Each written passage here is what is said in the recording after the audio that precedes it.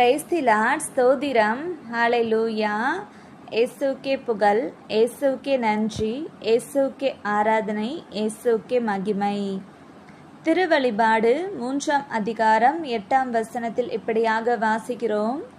எவராலும் பூட்ட முடியாத கதவை நான் உனக்கு முன் திறந்து வைத்திருக்கிறேன்.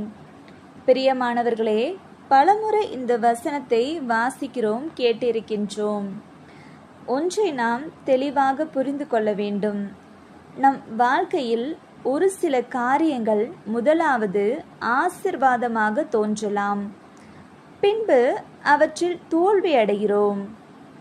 காரணம், ஒரு காரியத்தை ஆண்டவர் தொடங்கி வைக்க வேண்டும். ஆசீர்வாத கதவுகளை ஆண்டவர் திறந்து வைக்க வேண்டும். அப்பொழுதுதான் அவற்றில் நமக்கு நிறைவு என்பது கிடைக்கும். திருமணம், வேலை வாய்ப்பு, குழந்தை செல்வம் மற்றும் பல காரியங்கள் ஆண்டவரால் துவங்க வேண்டும்.